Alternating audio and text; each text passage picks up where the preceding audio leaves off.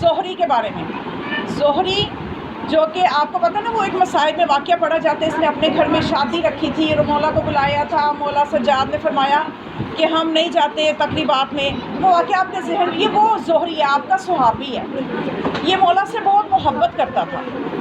تو لیکن اس کے بعد یہ وقت کافی عرصہ یہ مولا سے محبت کرتا رہا، لیکن ایک وقت ایسا آیا کہ حکومت وقت جو تھی، حکومت وقت نے اس کو لالچ دیا، ڈرایا، اور یہی زہری جو تھا اب یہ مولا کو اس طرح کا محب بنا رہا. لیکن بہرحال ایک زمانہ تھا کہ یہ مولا سے محبت کرتا تھا. بعض میں ملتا ہے کہ یہ امام ہی کی محبت میں دنیا سے گیا. تو اس کے بارے میں یہ ملتا ہے کہ زہری جو ہے یہ کہتا ہے کہ میرا ایک دوست تھا. زہری کیا کہتا ہے کہ میرا ایک دوست تھا، وہ رومیوں کے ساتھ جنگ میں شہید ہو گیا. جب وہ شہید ہو گیا تو مجھے اس کے مرتبے پہ رشک آتا تھا کہ اس کو اتنا بڑا رتبہ ملا ہے، کاش کہ میں بھی کسی جنگ میں شہید ہو جاؤں تو مجھے بھی یہ رتبہ ملے. تو وہ یہ کہتا ہے کہ میری خواہش تھی کہ کبھی میرا دوست میری خواب میں آئے اور مجھے بتائے کہ اس کو محبت آل محمد کے عوض آخرت میں کیا ملا ہے، اور اس شہادت کے عوض اس کو آخرت میں کیا ملا ہے. وہ کہتا ہے کہ جب میں نے ایک رات اس کو یاد کرتا ہوا سویا تو وہ میری خواب میں آیا اور آ کے کہتا ہے کہ تم یعنی جس مرتبے کے لیے تم یہاں سے دیکھ رہے ہو کہ شہادت کے بعد مجھے کتنا بڑا مرتبہ یہاں پہ ملا ہے. زہری نے کہا کہ ہاں کیا مرتبہ ملا ہے، میں یہ پوچھنا چاہتا تھا کہ آل محمد کی محبت میں اور شہادت کے عوض تمہیں کیا ملا ہے. تو وہ کہنے لگا کہ یہاں پر مجھے آل محمد کی محبت کی وجہ سے اور شہادت کی وجہ سے اور امام سجاد علیہ السلام کی شفاعت کی وجہ سے یہاں پہ 1000 میل کی مسافت تک علاقہ جو ہے وہ میری ملکیت میں ہے. اور یہاں کے چھوٹے چھوٹے گھروں کے لیے ہم پریشان ہوتے ہیں. ان کے لیے پریشان ہونا چھوڑیں. جو رستہ میں آپ کو دکھا رہی ہوں آپ اس کے لیے کوشش کریں کہ ہم نے وہاں پہ اپنا گھر بنانا ہے. کیونکہ مولا فرماتے ہیں کہ اے میرے چاہنے والوں، تم یہ جس جگہ پہ رہ رہے ہو، جس عارضی جگہ پہ تم چھوٹی چھوٹی چیزوں کے لیے پریشان ہوتے ہو، آخرت میں اس زمین جتنے تمہارے گھر موجود ہیں، شرط یہ ہے کہ ان سے محبت کرو جو محبت کا حق ہے. تو مولا وہ کہنے لگا کہ یہاں پہ مجھے جو علاقہ میری ملکیت ہے وہ 1000 میل کی مسافت میں ہے. تو زہری کہنے لگا کاش کہ مجھے بھی یہ رتبہ ملے. تو کہنے لگا زہری تیرا رتبہ تو میرے سے بھی زیادہ ہے، تیری ملکیت تو میرے سے بھی زیادہ ہے. تیری ملکیت جو ہے وہ لاکھوں میل کی مسافت تیری ملکیت میں یہاں موجود ہے.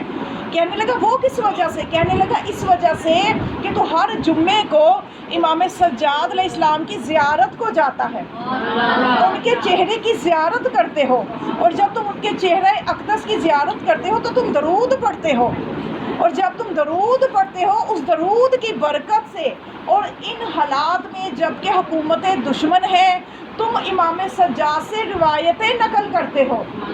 ان روایتوں کو، ان کی روایتوں کو نقل کرنے کی وجہ سے تیرا جو رتبہ ہے یہاں پہ وہ لاکھوں میل پہ پھیلا ہوا ہے تیری ملکیت. اب سوچیں کہ فائدہ کس میں ہے؟ لاکھوں میلوں کی مسافت کے تک کی ملکیت مل جائے اور اس ملکیت نے کبھی ختم بھی نہیں ہونا. یہاں کی چیزوں کا نقص کیا ہے؟ دنیا کی چیزوں کی لذتوں کا نقص یہ ہے کہ انہوں نے ایک وقت پہ ختم ہو جانا ہے. چاہے وہ بہت قیمتی لباس ہو، چاہے وہ بہت بڑا گھر، بہت بڑی گاڑی ہو جائے، کچھ بھی ہو جائے، ان چیزوں نے ختم ہو جانا ہے. اور جو آخرت کی نعمتیں ہیں وہ لازوال ہیں، ان کو ہم تصور بھی نہیں کر سکتے کہ وہ کتنی عظیم نعمتیں ہیں. ایک شخص تھا نا، وہ امام علیہ السلام کے پاس آیا اور آ کے کہتا ہے کہ مولا آخرت کتنی بڑی ہے، آخرت کی کیسی نعمتیں ہوں گی، کیا ہوگا؟ تو مولا نے فرمایا کہ تم اس کو ایسے سمجھ لو کہ ایک بچہ جب بطن مادر میں ہوتا ہے اس کے لیے وہ دنیا کتنی سی ہوتی ہے، چھوٹی سی دنیا ہے اور اس میں تاریکی بھی ہے، اور لیکن وہ بچہ اس میں خوش ہوتا ہے. کیوں؟ اس لیے کہ اس نے باہر کی دنیا تو دیکھی نہیں ہے، وہ اسی میں خوش ہے، اس کو کھانا بھی مل رہا ہے، اس کو وہاں پہ کوئی تکلیف بھی نہیں ہے، وہ سمجھ رہا ہے کہ زندگی یہی ہے، میں تو یہاں سے کبھی باہر جاؤں ہی نہ. لیکن جو باہر کے لوگ ہیں وہ چاہتے ہیں کہ یہ بچہ دنیا میں آئے. بچہ دنیا میں آتے وقت روتا ہے، اسی بات کو روتا ہے کہ مجھے کس مصیبت میں ڈال رہے ہو. لیکن جب وہ دنیا میں آتا ہے، دنیا کی رنگینیاں دیکھتا ہے، تو پھر اسے پتہ چلتا ہے یہ دنیا تو بہت بڑی ہے. بطن مادر بالکل چھوٹی سی جگہ، یہاں پہ تو میں بھاگ دوڑ بھی سکتا ہوں، وہاں پہ تو صرف موو کرتا ہوں، میں حرکت کر سکتا ہوں، لیکن دنیا کا کیا مقابلہ بطن مادر سے. تو مولا نے یہی فرمایا کہ اسی طرح تمہاری سمجھ میں نہیں آئے گا کہ وہ برزخ کیا ہے، وہ آخرت کی دنیا کیا ہے. اب اس بچے کو سمجھانا بھی چاہو گے جو بطن مادر میں، اس کو سمجھ نہیں آئے گی باہر کی دنیا کتنی بڑی ہے. وہ کہتے ہیں نہیں نہیں میں یہیں پوچھوں، یہ تو بڑی اچھی جگہ ہے. اس کو سمجھ نہیں. اسی طرح آج ہمیں سمجھ نہیں آ رہی وہ نعمتیں کتنی لازوال ہیں، وہ نعمتیں کتنی لذت والی ہیں. یہاں پہ آپ ایک پھل کھاتے ہو، اس کا ایک ہی ذائقہ ہے، یہاں تو 2-3 ذائقے اور ہو جائیں گے. آم آج کل آئے ہوئے ہیں، آم کے کچھ 4-5 ذائقے ہو جائیں گے، 10-12 ہو جائیں گے. مولا فرماتے ہیں جو تم آخرت میں کھاؤ گے، ایک پھل کھاؤ گے اس کے 50,000 ذائقے ہوں گے. تو یہ کیسی کیسی نعمتیں ہیں. ابھی تو کچھ آخرت کا نقشہ آپ قرآن میں دیکھیں، خدا نے جنت کا کیا نقشہ کھینچا ہے. قرآن کا یہ ایک بہت بڑا پیغام ہے جس کو ہم صرف عربی پڑھ کے آگے گزر جاتے ہیں. یہ ظلم کرتے ہیں ہم قرآن پہ بھی اور اپنے پہ بھی. ان پیغامات پہ غور کریں تو ہماری رغبت آخرت میں بڑھے. پھر ہم دنیا ہماری نظر میں حقیر ہو. وہی دنیا کو ایسے ہی تو مولا علی نے 3 طلاقیں نہیں دی، اس لیے کہ انہوں نے آخرت دیکھی ہوئی تھی، انہیں پتہ تھا آخرت میں کیا ہے. اور اسی لیے ہی تو امام حسین علیہ السلام آپ نے دیکھا کہ ان کے صحابہ موت کے لیے، شہادت کے لیے ایک دوسرے پہ سبقت لے جانا چاہتے تھے. ہم کیا کہتے ہیں؟ ہم کہتے ہیں ہمیں کہیں موت نہ آ جائے، ہمیں کہیں شہادت نہ. ہم کسی چیز کی تمنا ہی نہیں کرتے، ہم یہیں پہ چپکے ہوئے ہیں کہ نہیں ہم نے تو یہی رہنا، سب کچھ یہیں پہ ہے. وہ اس لیے کہ ہم نے اگلی دنیا کے بارے میں جانتے نہیں ہیں. جب ہم قرآن پڑھیں گے، جنت کا جو نقشہ اللہ نے کھینچا ہے اس کو دیکھیں گے، اس کو تفسیروں میں جا کے دیکھیں گے، ہمیں جب آخرت کی محبت سمجھ میں آئے گی، وہاں کی لذتیں سمجھ میں آئیں گی، خود ہی یہ دنیا حقیر ہو جائے گی. جب یہ دنیا حقیر ہو جائے گی، اس کی پریشانیاں بھی ہمیں تکلیف نہیں دیں گی، کیونکہ ہمیں پتہ یہ سب عارضی، یہاں کی مصیبتیں بھی عارضی ہیں، یہاں کی خوشیاں بھی عارضی ہیں. تو یہی چیز ہے کہ ہم جب قرآن میں غور کریں گے تو ہمیں پتہ چلے گا. اس لیے مولا فرماتے ہیں کہ تم نے جو اپنی عبادتوں کو، تمہاری عبادتوں کو قبولیت ہی تب ملے گی کہ جب ہماری محبت کا تم حق ادا کرو گے. اور امام سجاد علیہ السلام، میں نے آپ کو بتایا کہ یہ مولا کے ایام ہیں، اور پھر اس نے جب بتایا کہ تم نے مطلب یہ واقعہ اندر ہی رہ گیا، میں نے کہا مکمل کر دوں. اس نے زہری کو جو دوست ملا تھا نا، اس نے بتایا کہ تمہارا جو یہاں رتبہ ہے وہ لاکھوں میل کی مسافت میں تمہاری ملکیت پھیلی ہوئی ہے. تو یہ اور ان چیزوں کی وجہ سے کہ تم امام کی زیارت کو جاتے ہو، امام کے چہرے کو دیکھ کے درود پڑھتے ہو، اور تم امام کی روایتیں دشمنوں کے ہونے کے باوجود تم روایتیں نقل کرتے ہو. تو اب دیکھیے آج یہ تینوں چیزیں ہم بھی کر سکتے ہیں. جمعے کو ہم بھی اپنے امام کی زیارت اگر ہم نہیں کر سکتے، وہ غیبت کبریٰ میں ہے، لیکن ہم زیارت پڑھ تو سکتے ہیں.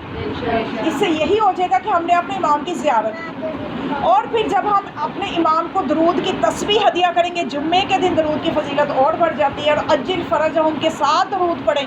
جب جمعے کا دن ہو تو اللہم صلی علی محمد وآل محمد وعجل فرجہم، تو سمجھ لیجئے کہ آپ نے امام کے چہرے کی زیارت کر کے آپ نے بھی درود پڑھ لیا.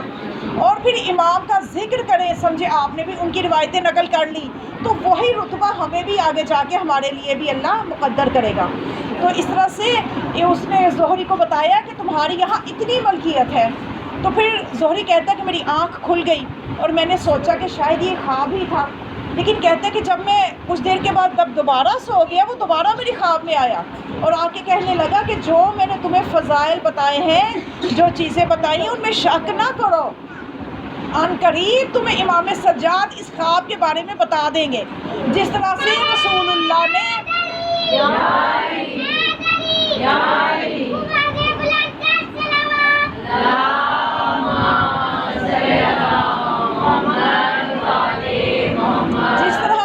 رسول خدا نے شام کے سفر کے دوران خلیفہ اول کو ان کے خواب کے بارے میں بتا دیا تھا، اس طرح سے امام سجاد بھی تجھے عن قریب تمہارے اس خواب کے بارے میں بتائیں گے. وہ کہتا ہے کہ اس کے بعد جب میں بیدار ہوا، صبح کی نماز پڑھی، امام کا ایلچی آیا، امام نے مجھے اپنی خدمت میں بلایا. جب میں گیا تو امام نے فرمایا اے زہری، جو تم نے 2 خواب دیکھے ان میں شک نہ کرو، وہ خواب صحیح ہیں. تو یہ ہے زمانے کے امام کا تصرف کہ وہ ہمارے باطن کو بھی جانتے ہیں، ہمارے خوابوں کو بھی جانتے ہیں، ان سے ہم کچھ چھپا نہیں سکتے. تو اہل بیت کی محبت جو ہے یہ اللہ نے مخلوق پہ، مولا فرماتے ہیں کہ واجب کی ہے. اور ایک شخص جو تھا وہ مولا حسین علیہ السلام کی خدمت میں آیا. صلوات پڑھے مولا.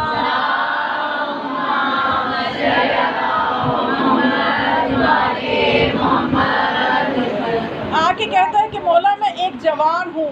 توجہ ہے، جوان ذرا متوجہ ہو جائے، دوسرے بھی ہو جائیں ان کے لیے بھی ضروری ہے، لیکن جو جوان بچیاں ہیں وہ سنیں، کیونکہ جو ہمارے رسول خدا ہمارے نبی اکرم یہ فرماتے ہیں محمد مصطفیٰ صلی اللہ علیہ وسلم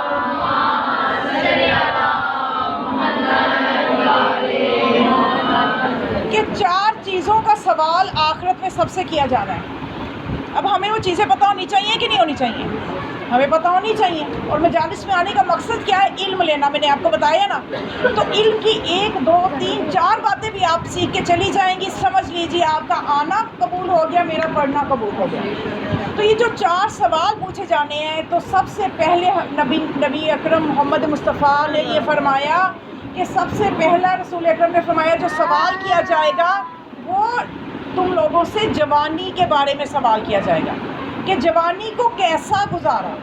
دیکھیں انسان بچپن سے لے کے جب انسان پیدا ہوتا ہے اور اگر سمجھیں 80 سال تک 90 سال تک بڑھاپے تک وہ جاتا ہے، تو یہ سارا جو ٹائم پیریڈ ہے اس کے اندر جوانی کا ٹائم پیریڈ آپ سمجھ لیجئے کہ بچہ جو ہے ٹین ایج سے آپ سمجھ لیجئے کہ 16 سال سے لے کے تو 40 سال تک ہم لگا لیتے ہیں کہ یہ جوانی کا ٹائم ہے، پیک ہے یہ. اس کے بعد نیچے آنا شروع ہوتا ہے. جب کوئی چیز پیک پہ جا رہی ہوتی ہے نا تو وہ آہستہ ہوتی ہے، توجہ ہے، اور جب وہ نیچے آئے گی نا وہ تیزی سے آ رہی ہوتی ہے. اس لیے وہ جو نیچے آنے کا ٹائم ہے نا وہ پتہ ہی نہیں چلتا انسان ایک دم ضعیف ہو گیا. یہی کہتے ہیں نا جو کبھی ضعیف لوگ ہیں ان کے پاس آپ بیٹھے وہ کہیں گے پتہ نہیں کس وقت بڑھاپا آ گیا. اور ابھی آپ یہ دیکھیں جو جوان کے پاس بیٹھیں گے وہ کہے گا پتہ نہیں یہ جوانی کہاں گزر گئی. ہر کوئی یہی کہتا نظر آئے گا پتہ نہیں. تو پھر ہمیں کتنی اس ٹائم کو قیمتی سمجھنا چاہیے، اس کو ضائع نہیں کرنا چاہیے. تو جب اوپر جانے والے ٹائم کا پتہ نہیں چلا، 40 سال تک پہنچنے کا پتہ نہیں چلا، پتہ نہیں کہاں کس وقت 40 سال کے ہو گئے، تو نیچے آنا تو بہت ہی آسان ہے. نیچے تو بندہ تیزی سے آتا ہے نا، جب ڈھلان سے نیچے ہوتا ہے تو تیزی سے اترتا ہے، چڑھتے ہوئے تو پھر کچھ ٹائم لگتا ہے.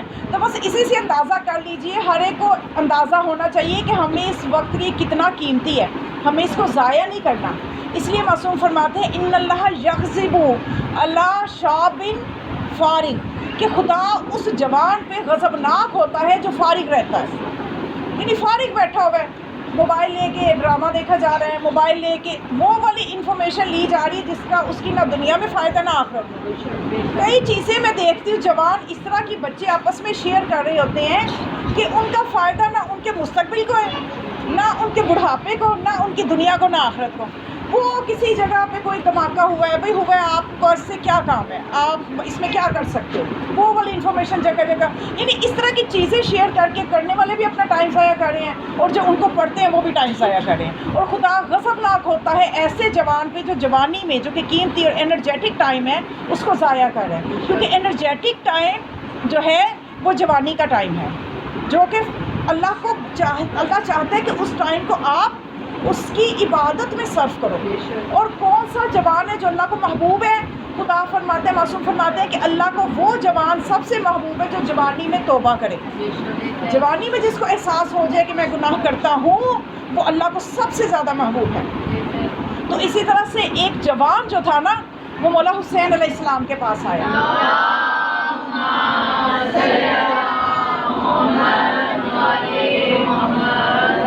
بس یہ آج کی مجلس میں فضائل نہیں ملیں گے آپ کو، آج کی مجلس میں تھوڑا سا بیدار کرنا ہے. انشاءاللہ آگے فضائل بھی آئیں گے اگلی مجلس میں. یہ کل انشاءاللہ اس کا ایک حل دوسرا پچھلے سال والا انشاءاللہ میں نے یہ سوچا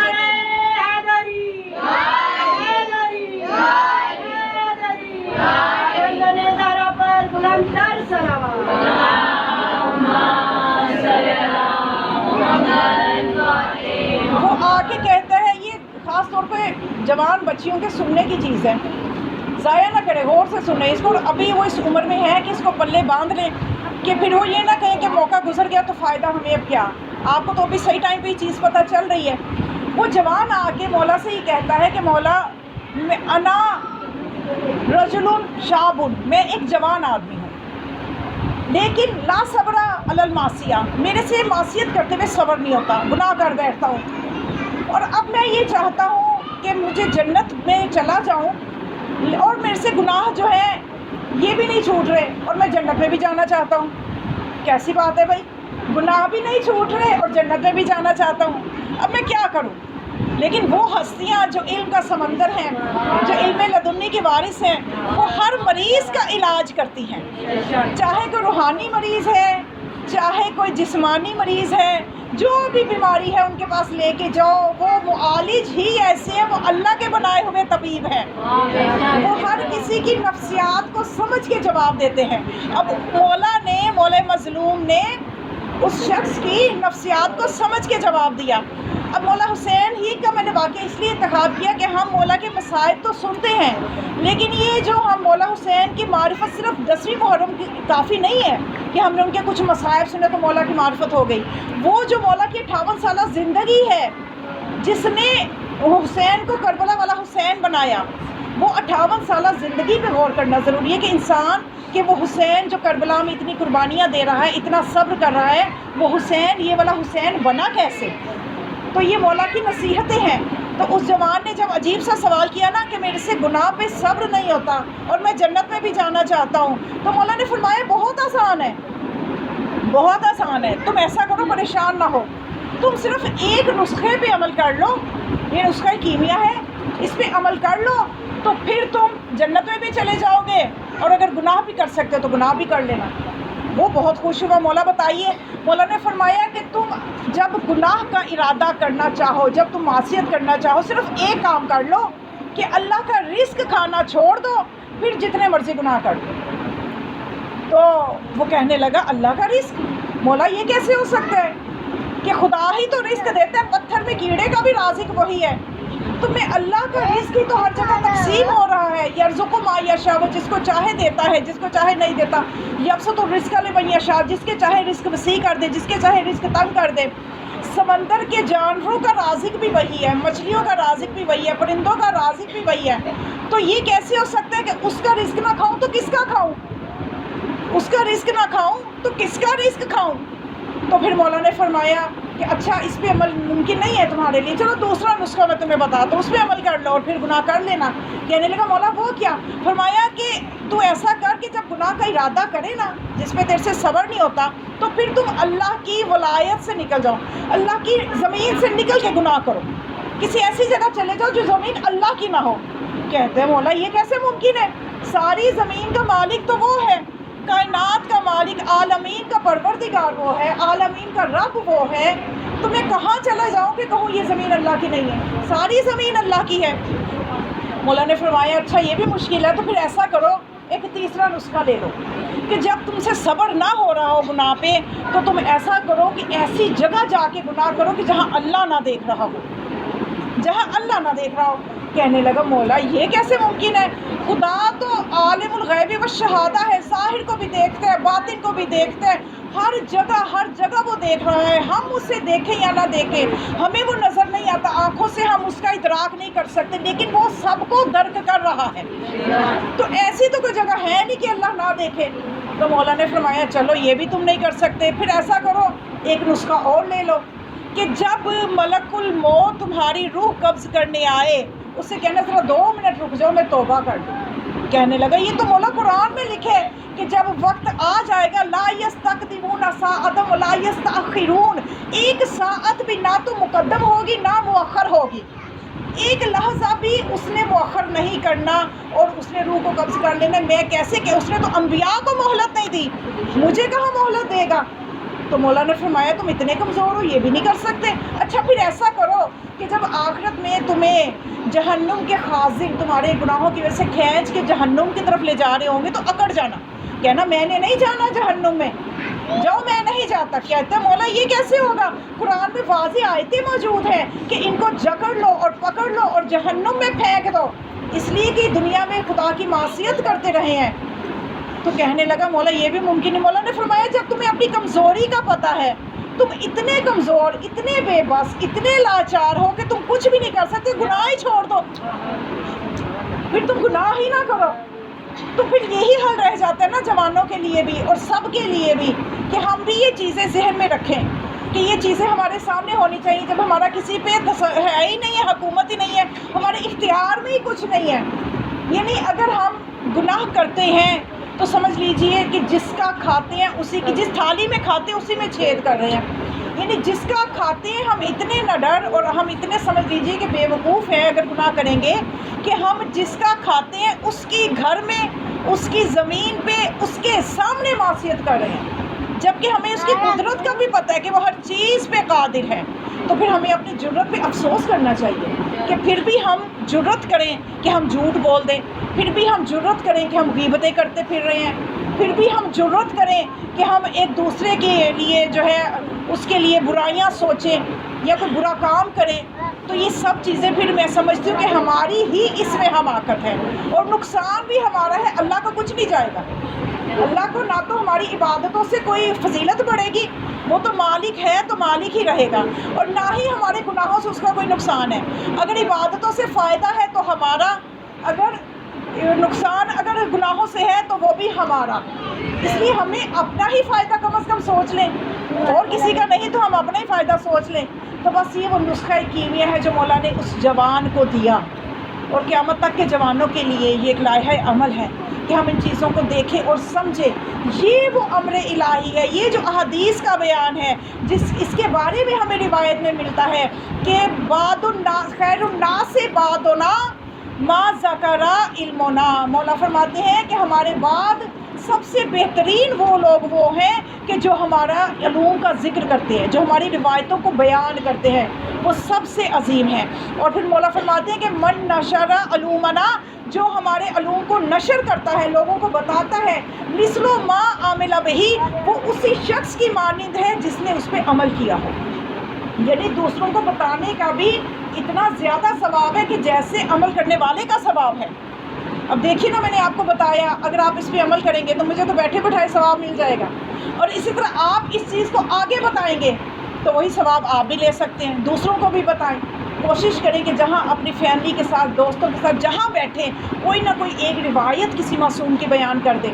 اس سے کیا ہوگا، آپ کو کتنا فائدہ ہو جائے گا کہ آپ کو وہ عمل کرے گا، آپ کو ثواب مل جائے گا۔ تو بس یہ وہ علوم ہے، یہ وہ امر ہے جو ان مجالس میں زندہ ہوتا ہے، اور یہ مجالس ہمیں کس کے صدقے سے ملی ہے؟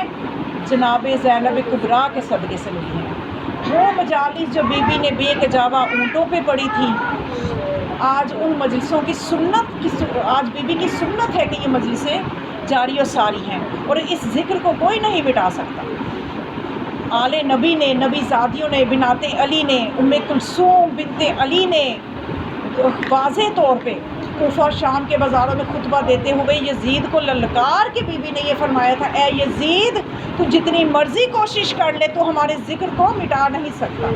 تو دیکھیے آج ان مظلوم قیدیوں کی پیشن گوئیاں کتنی سچ ثابت ہوئی کہ جتنا اس ذکر کو دبانا چاہتے ہیں یہ اتنا بڑھ رہا ہے۔ اور آج دنیا کا کون سا کونا ہے کہ جہاں پہ ذکر حسین نہیں ہو رہا، جہاں پہ مجلس حسین نہیں ہو رہی؟ یہ جناب سیدہ زینب، جناب سجاد کے خطبوں کا نتیجہ ہے۔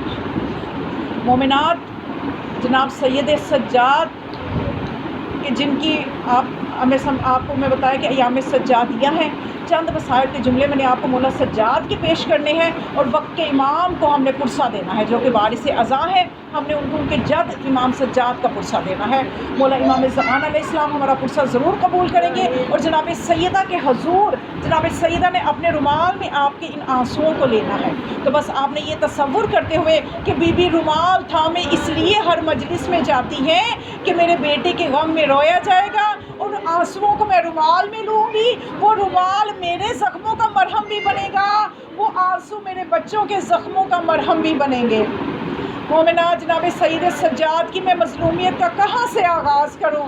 میرا مظلوم امام، کہ آج بھی امام کی مظلومیت بقیع میں جا کے آپ دیکھیں، امام کی قبر کی جو حالت ہے، سید سجاد کی قبر کسی ایسے کہ جس کا وارث کوئی نہیں ہوتا، اس کی قبر کی بھی ایسی حالت نہیں ہوتی جو ہمارے 4 اماموں کی دشمنوں نے بقیع میں قبروں کی حالت جو بنا رکھی ہے۔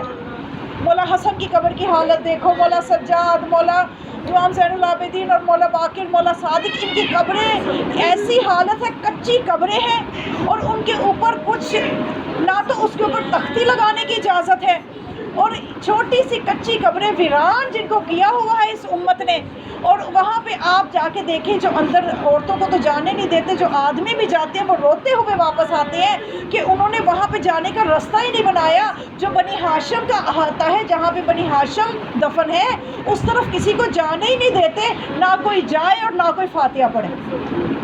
میں کہتی ہوں ظالموں, تم جتنی مرضی پابندی لگا لو, تم ہمیں قبروں میں نہیں جانے دو گے, لیکن یہ ہمارے وہ امام ہیں کہ ان کی قبریں ہمارے دلوں میں ہیں. مولا فرماتی ہیں قبورنا فی قلوب المؤمنین, ہماری قبریں مومنین کے دلوں میں ہیں, ہمارے دلوں میں ہمارے اماموں کی قبریں ہیں. مولا سجاد, میں کہتی ہوں مومنات, آج ہم غم حسین میں جب بیٹھتے ہیں ہمیں ضرورت ہوتی ہے کہ کوئی مصائب بیان کرے تو ہم روئیں, لیکن میرے مولا سجاد کی 35 سالہ زندگی گواہ ہے کہ مولا کو ضرورت نہیں تھی کہ ان کے بابا کے لیے کوئی مصائب بیان کرے تو امام روئیں, بلکہ امام نے اپنے 35 سال عزاداری میں اس طرح سے گزارے کہ اگر پانی سامنے آتا تو تب رو دیتے, اس بات پہ رو دیتے کہ یہ وہی پانی تھا کہ میرا بابا 3 دن کا بھوکا پیاسا شہید ہو گیا اور یہ پانی نہ ملا. یہ وہی پانی تھا کہ جو آل رسول کے بچے ترستے چلے گئے, جو گیلے مشکیزوں کو اپنے پیٹوں پہ ملتے تھے. آل رسول کے بچوں کو ایک وقت ایسا آیا, تاریخ نے جملہ لکھا کہ گیلے مشکیزوں کو وہ بچے اپنے پیٹوں پہ ملتے تھے کہ شاید کوئی افاقہ ہو جائے. کھانا سامنے آتا, مولا پھر گریا کر دیتے, مولا روتے یہ وہی کھانا ہے کہ جو آل رسول کے بچے بھوکے رہے, 3 دن بھوکے رہے, اور اس کے بعد قید خانے میں بھی جو غذا آتی تھی وہ اتنی کم ہوتی تھی کہ سب میں پوری نہ ہو پاتی تھی. پھر مولا سجاد اگر نماز کے لیے کھڑے ہوتے تو گریا شروع کر دیتے کہ یہ وہی نماز ہے جس کے سجدے میں میرے بابا کو. اور اگر بازار جاتے تو اگر بکرے کو کوئی ذبح کرتا دیکھ لیتے, مولا بے ہوش ہو جاتے, غش کر جاتے. جب بھی سید سجاد مدینے کے بازاروں میں نکلتے, قصاب گوشت کو چھپا لیتے تھے کیونکہ امام سے برداشت نہیں ہوتا تھا. جا کے پوچھتے تھے کیا تو نے ذبح سے پہلے اس جانور کو پانی پلایا؟ تو وہ لوگ کہتے مولا ہم مسلمان ہیں, ذبح سے پہلے پانی کیوں نہ پلائیں گے؟ تو میرے مولا رو کے کہتے ہائے وہ کیسے مسلمان تھے جنہوں نے نواز رسول کو پیاسا ذبح کیا. میرے مولا کسی فقیر کو دیکھ لیتے تو پھر گریا شروع کر دیتے. اس سے جا کے میرے مولا پوچھتے, مصحف آل محمد میں روایت موجود ہے, ایک فقیر تھا جو مدینے کی گلیوں میں ندا دے رہا تھا. مولا اس کے پاس گئے, کہنے لگے اے شخص مجھے بتا, اگر تجھے یہاں موت آ جائے تو کیا تجھے دفن کریں گے, تجھے کفن دیں گے؟ تو وہ کہنے لگا کیوں نہ دیں گے, یہ مسلمانوں کا شہر ہے, اگر میں مر گیا مجھے دفن بھی کریں گے, مجھے غسل بھی دیں گے. تو میرے مولا نے پھر ایک مرثیہ پڑھا اپنے بابا کا, ہائے وہ میرا بابا, میرا مظلوم بابا, کہ جس کو امت نے نہ غسل دیا نہ کفن دیا, جس کا کفن خاک کربلا بنی رہی, جس کو غسل اس کے خون سے دیا گیا.